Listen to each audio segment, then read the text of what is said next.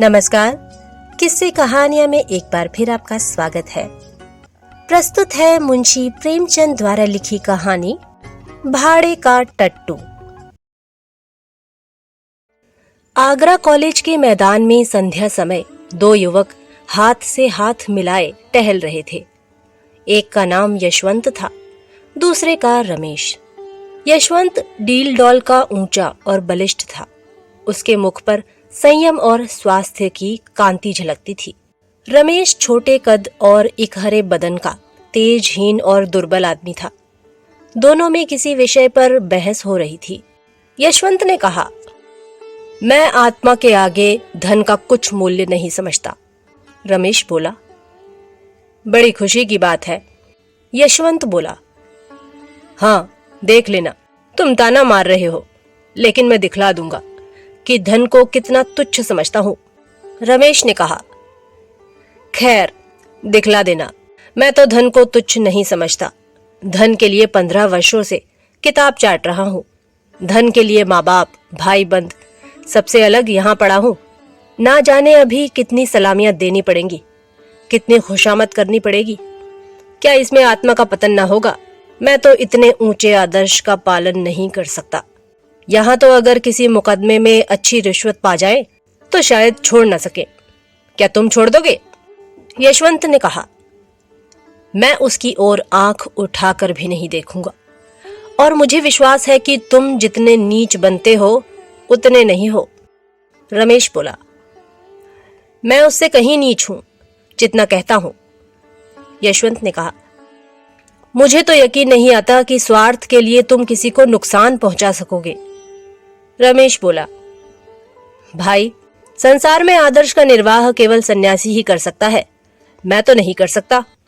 मैं तो समझता हूं कि अगर तुम्हें धक्का देकर तुमसे बाजी जीत सकूं तो तुम्हें जरूर गिरा दूंगा, और बुरा ना मानो तो कह दूं, तुम भी मुझे जरूर गिरा दोगे। स्वार्थ का त्याग करना कठिन है।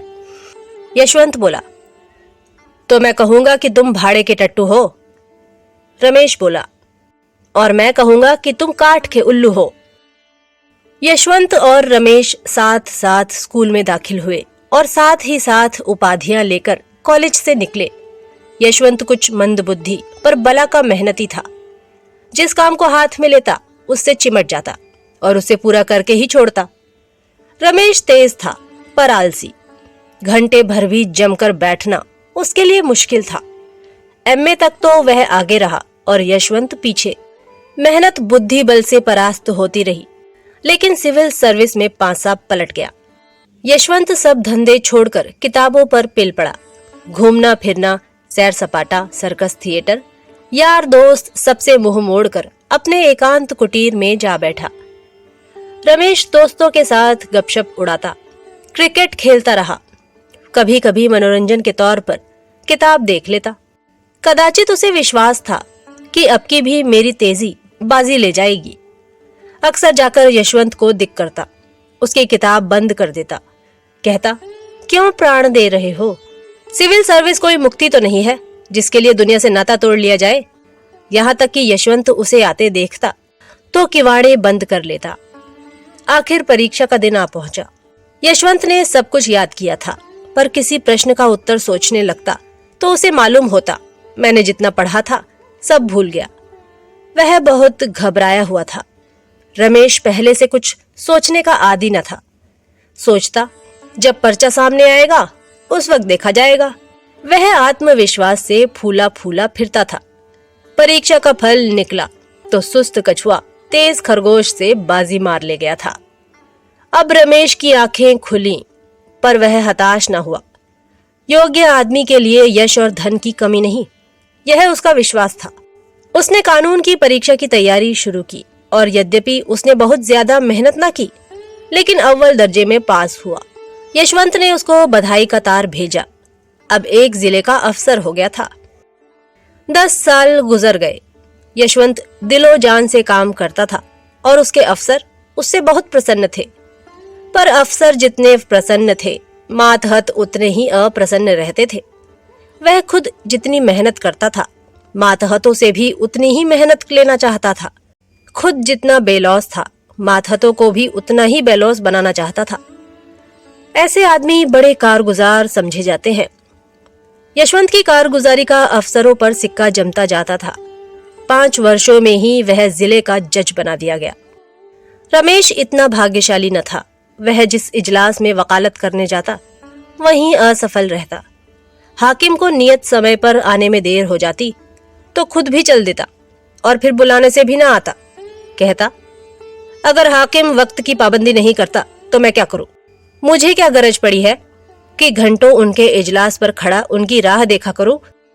बहस इतनी निर्भीकता से करता कि खुशामद के आदि हुक्काम की निगाहों में उसकी निर्भीकता गुस्ताखी मालूम होती। सहनशीलता उसे छू नहीं गई थी। हाकिम हो या दूसरे पक्ष का वकील, जो उसके मुंह लगता उसकी खबर लेता था। यहाँ तक कि एक बार वह जिला जज ही से लड़ बैठा। फल यह हुआ कि उसकी सनद छीन ली गई, किंतु मुवक्किलों के हृदय में उसका सम्मान ज्यों का त्यों रहा। तब उसने आगरा कॉलेज में शिक्षक का पद प्राप्त कर लिया, किंतु यहाँ भी दुर्भाग्य ने साथ न छोड़ा। प्रिंसिपल से पहले ही दिन खटपट हो गई। प्रिंसिपल का सिद्धांत यह था कि विद्यार्थियों को राजनीति से अलग रहना चाहिए। वह अपने कॉलेज के किसी छात्र को किसी राजनीतिक जलसे में शरीक न होने देते।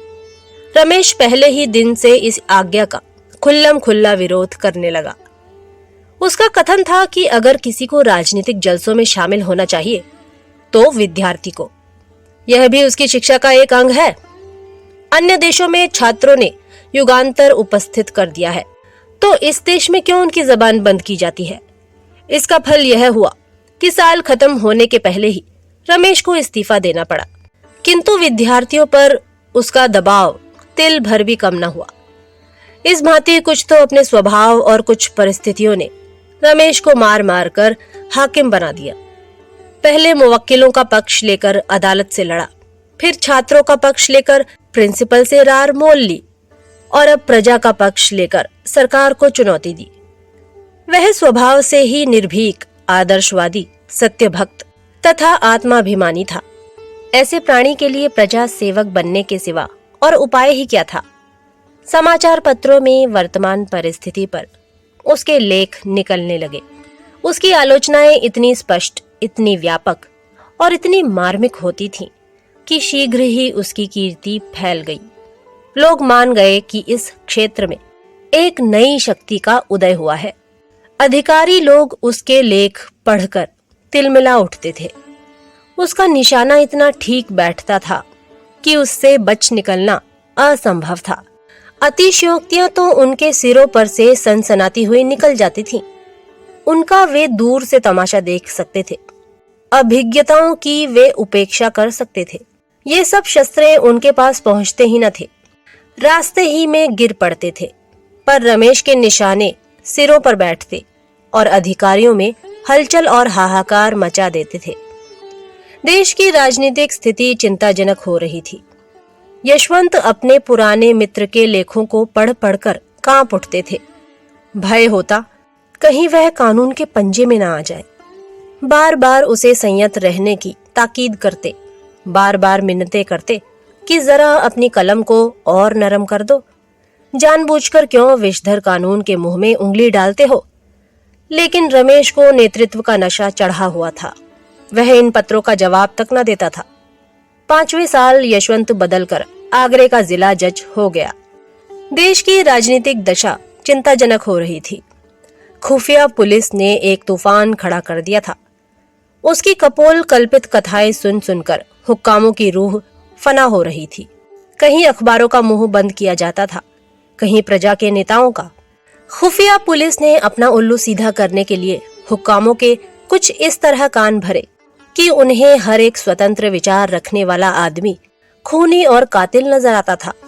रमेश यह अंधेर देखकर चुप बैठने वाला मनुष्य न था। ज्यों-ज्यों अधिकारियों की निरंकुशता बढ़ती थी, त्यों-त्यों उसका भी जोश बढ़ता था। रोज कहीं न कहीं व्याख्यान देता और उसके प्रायः सभी व्याख्यान विद्रोहात्मक भावों से भरे होते थे। स्पष्ट और खरी बातें कहना ही विद्रोह है। अगर किसी का राजनीतिक भाषण विद्रोहात्मक नहीं माना गया तो समझ लो उसने अपने आंतरिक भावों को गुप्त रखा है। उसके दिल में जो कुछ है उसे जबान पर लाने का साहस उसमें नहीं है। रमेश ने मनोभावों को गुप्त रखना सीखा ही न था। प्रजा का नेता बनकर जेल और फांसी से डरना क्या, जो आफत आनी हो आवे, वह सब कुछ सहने को तैयार बैठा था। अधिकारियों की आंखों में भी वही सबसे ज्यादा गड़ा हुआ था। एक दिन यशवंत ने रमेश को अपने यहाँ बुला भेजा। रमेश के जी में तो आया कि कह दे, तुम्हें आते क्या शर्म आती है, आखिर हो तो गुलाम ही। लेकिन फिर कुछ सोचकर कहला भेजा, कल शाम को आऊंगा। दूसरे दिन वह ठीक 6 बजे यशवंत के बंगले पर जा पहुंचा। उसने किसी से इसका जिक्र न किया। कुछ तो यह ख्याल था कि लोग कहेंगे मैं अफसरों की खुशामद करता हूँ, और कुछ यह कि शायद इससे यशवंत को कोई हानि पहुंचे। वह यशवंत के बंगले पर पहुंचा तो चिराग जल चुके थे। यशवंत ने आकर उसे गले से लगा लिया। आधी रात तक दोनों मित्रों में खूब बातें होती रहीं। यशवंत ने इतने में नौकरी के जो अनुभव प्राप्त किए थे सब बयान किए। रमेश को यह जानकर आश्चर्य हुआ कि यशवंत के राजनीतिक विचार कितने विषयों में मेरे विचारों से भी ज्यादा स्वतंत्र हैं। उसका यह ख्याल बिल्कुल गलत निकला कि वह बिल्कुल बदल गया होगा, वफादारी के राग अलापता होगा। रमेश ने कहा, भले आदमी, जब इतने जले हुए हो तो छोड़ क्यों नहीं देते नौकरी, और कुछ ना सही अपनी आत्मा की रक्षा तो कर सकोगे। यशवंत बोला, मेरी चिंता पीछे करना, इस समय अपनी चिंता करो। मैंने तुम्हें सावधान करने को बुलाया है। इस वक्त सरकार की नजर में तुम बेतरह खटक रहे हो। मुझे भय है कि तुम कहीं पकड़े न जाओ। रमेश बोला, इसके लिए तो तैयार बैठा हूं। यशवंत बोला, आखिर आग में कूदने से लाभ ही क्या। रमेश बोला, हानि लाभ देखना मेरा काम नहीं, मेरा काम तो अपने कर्तव्य का पालन करना है। यशवंत बोला, हठी तो तुम सदा के हो, मगर मौका नाजुक है, संभले रहना ही अच्छा है। अगर मैं देखता कि जनता में वास्तविक जागृति है तो तुमसे पहले मैदान में आता, पर जब देखता हूं कि अपने ही मरे स्वर्ग देखना है तो आगे कदम रखने की हिम्मत नहीं पड़ती। दोनों दोस्तों ने देर तक बातें की। कॉलेज के दिन याद आए। सहपाठियों के लिए कॉलेज की पुरानी स्मृतियां मनोरंजन और हास्य का अविरल स्रोत हुआ करती थी। अध्यापकों पर आलोचनाएं हुई, कौन कौन साथी क्या कर रहा है इसकी चर्चा हुई। बिल्कुल यह मालूम होता था कि दोनों अब भी कॉलेज के छात्र हैं। गंभीरता नाम को भी न थी। रात ज्यादा हो गई। भोजन करते करते 1 बज गया। यशवंत ने कहा, अब कहाँ जाओगे, यहीं सो रहो और बातें हो, तुम तो कभी आते भी नहीं। रमेश तो रमते जोगी थे ही। खाना खाकर बात करते करते सो गए। नींद खुली तो 9 बज गए थे। यशवंत सामने खड़े मुस्कुरा रहे थे। इसी रात को आगरे में भयंकर डाका पड़ गया। रमेश 10 बजे घर पहुंचे तो देखा पुलिस ने उनका मकान घेर रखा है। इन्हें देखते ही एक अफसर ने वारंट दिखाया। तुरंत घर की तलाशी होने लगी। मालूम नहीं क्यों कर रमेश के मेज की दराज में एक पिस्तौल निकल आई। फिर क्या था, हाथों में हथकड़ी पड़ गई। अब किसे उनके डाके में शरीक होने से इनकार हो सकता था। और भी कितने ही आदमियों पर आफत आई। सभी प्रमुख नेता चुन लिए गए। मुकदमा चलने लगा। औरों की बात को ईश्वर जाने, पर रमेश निरपराध था। इसका उसके पास ऐसा प्रबल प्रमाण था जिसकी सत्यता से किसी को इनकार न हो सकता था। पर क्या वह इस प्रमाण का उपयोग कर सकता था? रमेश ने सोचा, यशवंत स्वयं मेरे वकील द्वारा सफाई के गवाहों में अपना नाम लिखाने का प्रस्ताव करेगा। मुझे निर्दोष जानते हुए वह कभी मुझे जेल न जाने देगा। वह इतना हृदय शून्य नहीं है। लेकिन दिन गुजरते जाते थे और यशवंत की ओर से इस प्रकार का कोई प्रस्ताव न होता था, और रमेश खुद संकोचवश उसका नाम लिखाते हुए डरते थे। न जाने इसमें उसे क्या बाधा हो। अपनी रक्षा के लिए वह उसे संकट में न डालना चाहते थे। यशवंत हृदय शून्य न थे, भाव शून्य न थे, लेकिन कर्म शून्य अवश्य थे। उन्हें अपने परम मित्र को निर्दोष मारे जाते देखकर दुख होता था। कभी कभी रो पड़ते थे, पर इतना साहस न होता था कि सफाई देकर उसे छुड़ा ले। न जाने अफसरों का क्या ख्याल हो, कहीं यह न समझने लगे कि मैं भी षड्यंत्रकारियों से सहानुभूति रखता हूँ। मेरा भी उनके साथ कुछ संपर्क है। यह मेरे हिंदुस्तानी होने का दंड है। जानकर जहर निगलना पड़ रहा है। पुलिस ने अफसरों पर इतना आतंक जमा दिया कि चाहे मेरी शहादत से रमेश छूट भी जाए, खुल्लम खुल्ला मुझ पर अविश्वास ना किया जाए, पर दिलों से यह संदेह क्यों कर दूर होगा कि मैंने केवल एक स्वदेश बंधु को छुड़ाने के लिए झूठी गवाही दी, और बंधु भी कौन, जिस पर राज विद्रोह का अभियोग है। इसी सोच विचार में 1 महीना गुजर गया। उधर मजिस्ट्रेट ने यह मुकदमा यशवंत ही के इजलास में भेज दिया। डाके में कई खून हो गए थे और मजिस्ट्रेट को उतनी ही कड़ी सजाएं देने का अधिकार न था जितनी उसके विचार में दी जानी चाहिए थी। यशवंत अब बड़े संकट में पड़ा। उसने छुट्टी लेनी चाहिए, लेकिन मंजूर ना हुई। सिविल सर्जन अंग्रेज था, इस वजह से उसकी सनद लेने की हिम्मत ना पड़ी। बला सिर पर आ पड़ी थी और उससे बचने का उपाय ना सूझता था। भाग्य की कुटिल क्रीड़ा देखिए, साथ खेले और साथ पढ़े हुए 2 मित्र एक दूसरे के सम्मुख खड़े थे। केवल एक कटघरे का अंतर था, पर एक की जान दूसरे की मुट्ठी में थी।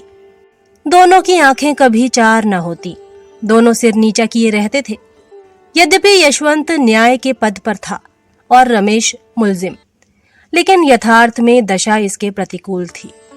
यशवंत की आत्मा लज्जा, ग्लानि और मानसिक पीड़ा से तड़पती थी और रमेश का मुख निर्दोषिता के प्रकाश से चमकता रहता था।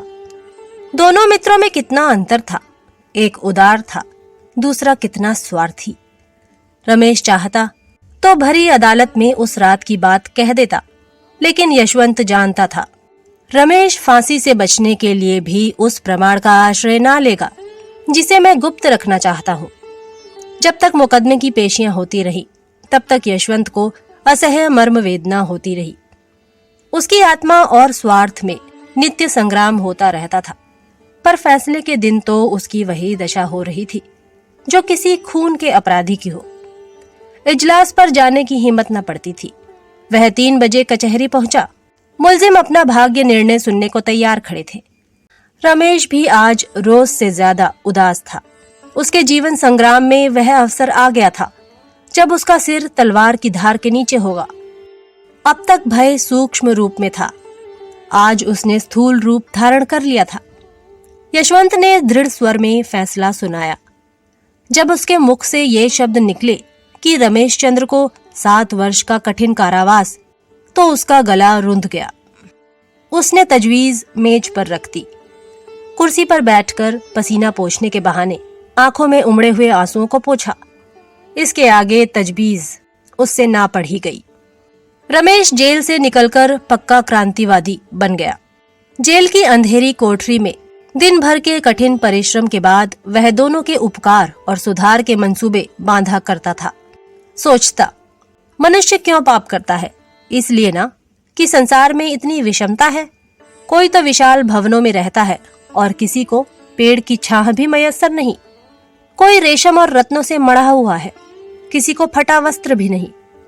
ऐसे न्याय विहीन संसार में यदि चोरी, हत्या और अधर्म है, तो यह किसका दोष है? वह एक ऐसी समिति खोलने का स्वप्न देखा करता जिसका काम संसार से इस विषमता को मिटा देना हो। संसार सबके लिए है और उसमें सबको सुख भोगने का समान अधिकार है। न डाका डाका है, न चोरी चोरी। धनी अगर अपना धन खुशी से नहीं बांट देता तो उसकी इच्छा के विरुद्ध बांट लेने में क्या पाप? धनी उसे पाप कहता है तो कहे, उसका बनाया हुआ कानून दंड देना चाहता है तो दे। हमारी अदालत भी अलग होगी। उसके सामने वे सभी मनुष्य अपराधी होंगे जिनके पास जरूरत से ज्यादा सुख भोग की सामग्रियां हैं। हम भी उन्हें दंड देंगे, हम भी उनसे कड़ी मेहनत लेंगे। जेल से निकलते ही उसने इस सामाजिक क्रांति की घोषणा कर दी। गुप्त सभाएं बनने लगी, शस्त्र जमा किए जाने लगे और थोड़े ही दिनों में डाकों का बाजार गर्म हो गया। पुलिस ने उसका पता लगाना शुरू किया। उधर क्रांतिकारियों ने पुलिस पर भी हाथ साफ करना शुरू किया। उनकी शक्ति दिन दिन बढ़ने लगी। काम इतनी चतुराई से होता था कि किसी को अपराधी का कुछ सुराग न मिलता। रमेश कहीं गरीबों के लिए दवाखाने खोलता, कहीं बैंक। डाके के रुपयों से उसने इलाके खरीदना शुरू किया। जहां कोई इलाका नीलाम होता वह उसे खरीद लेता। थोड़े ही दिनों में उसके अधीन एक बड़ी जायदाद हो गई। इसका नफा गरीबों के उपकार में खर्च होता था। तुर्रा यह कि सभी जानते थे यह रमेश की करामात है, पर किसी की मुंह खोलने की हिम्मत न होती थी। सभ्य समाज की दृष्टि में रमेश से ज्यादा घृणित और कोई प्राणी संसार में न था। लोग उसका नाम सुनकर कानों पर हाथ रख लेते थे। शायद उसे प्यासों मरता देखकर कोई एक बूंद पानी भी उसके मुंह में न डालता, लेकिन किसी की मजाल न थी कि उस पर आक्षेप कर सके। इस तरह कई साल गुजर गए। सरकार ने डाकुओं का पता लगाने के लिए बड़े बड़े इनाम रखे।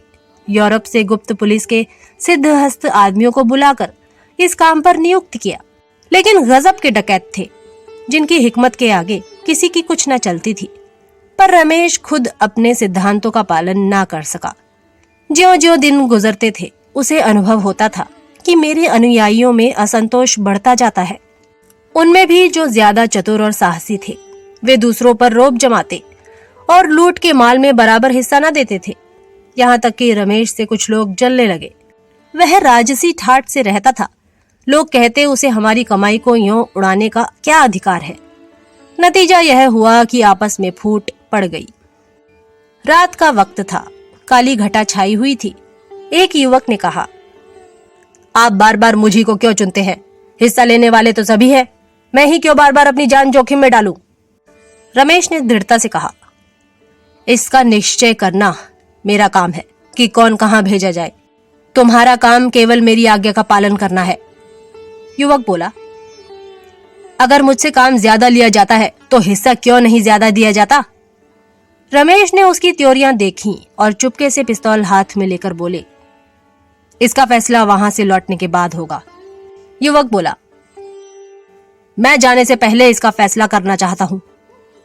रमेश ने इसका जवाब न दिया। वह पिस्तौल से उसका काम तमाम कर देना ही चाहते थे कि युवक खिड़की से नीचे कूद पड़ा और भागा। कूदने फांदने में उसका जोड़ न था। चलती रेलगाड़ी से फांद पड़ना उसके बाएं हाथ का खेल था। वह वहां से सीधा गुप्त पुलिस के प्रधान के पास पहुंचा। यशवंत ने भी पेंशन लेकर वकालत शुरू की थी। न्याय विभाग के सभी लोगों से उनकी मित्रता थी। उनकी वकालत बहुत जल्द चमक उठी।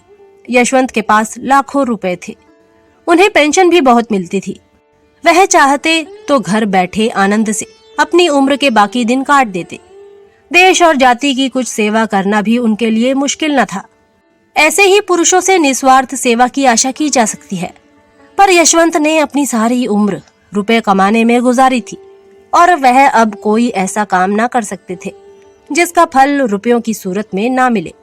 यूं तो सारा सभ्य समाज रमेश से घृणा करता था, लेकिन यशवंत सबसे बढ़ा हुआ था। कहता, अगर कभी रमेश पर मुकदमा चलेगा तो मैं बिना फीस लिए सरकार की तरफ से पैरवी करूंगा। खुल्लम खुल्ला रमेश पर छींटे उड़ाया करता। यह आदमी नहीं, शैतान है, राक्षस है। ऐसे आदमी का तो मुंह न देखना चाहिए। उफ, इसके हाथों कितने भले घरों का सर्वनाश हो गया। कितने भले आदमियों के प्राण गए। कितनी स्त्रियां विधवा हो गईं। कितने बालक अनाथ हो गए। आदमी नहीं, पिशाच है। मेरा बस चले तो इसे गोली मार दूं, जीता चुनवा दूं। सारे शहर में शोर मचा हुआ था। रमेश बाबू पकड़े गए। बात सच्ची थी। रमेश चुपचाप पकड़ा गया था। उसी युवक ने जो रमेश के सामने कूदकर भागा था, पुलिस के प्रधान से सारा कच्चा चिट्ठा बयान कर दिया था। अपहरण और हत्या का कैसा रोमांचकारी, कैसा पैशाचिक, कैसा पापपूर्ण वृत्तांत था। भद्र समुदाय बगले बजाता था। सेठों के घरों में घी के चिराग जलते थे। उनके सिर पर एक नंगी तलवार लटकती रहती थी। आज वह हट गई। अब वे मीठी नींद सो सकते थे। अखबारों में रमेश के हथकंडे छपने लगे। वे बातें जो अब तक मारे भय के किसी की जबान पर ना आती थीं, अब अखबारों में निकलने लगी। उन्हें पढ़कर पता चलता था कि रमेश ने कितना अंधेर मचा रखा था। कितने ही राजे और रईस उसे माहवार टैक्स दिया करते थे। इसका पुर्जा पहुंचता, फलां तारीख को इतने रुपए भेज दो। फिर किसी मजाल थी कि उसका हुक्म टाल सके। वह जनता के हित के लिए जो काम करता, उसके लिए भी अमीरों से चंदे लिए थे। रकम लिखना रमेश का काम था। अमीर को बिना कान पूछ हिलाए वह रकम दे देनी पड़ती थी। लेकिन भद्र समुदाय जितना ही प्रसन्न था, जनता उतनी ही दुखी थी। अब कौन पुलिस वालों के अत्याचार से उनकी रक्षा करेगा? कौन सेठों के जुल्म से उन्हें बचाएगा? कौन उनके लड़कों के लिए कला कौशल के मदरसे खोलेगा? वे अब किसके बल पर कूदेंगे? वे अब अनाथ थे, वही उनका अवलंब था। अब वे किसका मुंह ताकेंगे, किसको अपनी फरियाद सुनाएंगे? पुलिस शहादतें जमा कर रही थी, सरकारी वकील जोरों से मुकदमा चलाने की तैयारियां कर रहा था, लेकिन रमेश की तरफ से कोई वकील ना खड़ा होता था। जिले भर में एक ही आदमी था जो उसे कानून के पंजे से छुड़ा सकता था, वह था यशवंत। लेकिन यशवंत जिसके नाम से कानों पर उंगली रखता था, क्या उसी की वकालत करने को खड़ा होगा? असंभव। रात के 9 बजे थे। यशवंत के कमरे में एक स्त्री ने प्रवेश किया। यशवंत अखबार पढ़ रहा था। बोला, क्या चाहती हो? स्त्री बोली, अपने पति के लिए एक वकील। यशवंत बोले, तुम्हारा पति कौन है? स्त्री बोली, वह जो आपके साथ पढ़ता था और जिस पर डाके का झूठा अभियोग चलाया जाने वाला है। यशवंत ने चौंक कर पूछा, तुम रमेश की स्त्री हो? स्त्री बोली, हाँ। यशवंत ने कहा, मैं उनकी वकालत नहीं कर सकता। स्त्री ने कहा, आपको अख्तियार है, आप अपने जिले के आदमी हैं और मेरे पति के मित्र रह चुके हैं, इसलिए सोचा था क्यों बाहर वालों को बुलाऊं, मगर अब इलाहाबाद या कलकत्ते से ही किसी को बुलाऊंगी। यशवंत ने कहा, मेहनताना दे सकोगी? स्त्री ने अभिमान के साथ कहा, बड़े से बड़े वकील का मेहनताना क्या होता है? यशवंत ने कहा, 3000 रुपए रोज। स्त्री बोली, बस आप इस मुकदमे को ले लें, मैं आपको 3000 रुपए रोज दूंगी। यशवंत बोले, 3000 रुपए रोज? स्त्री बोली, हाँ, और यदि आपने उन्हें छुड़ा लिया तो 50,000 रुपए आपको इनाम के तौर पर और दूंगी। यशवंत के मुंह में पानी भर आया।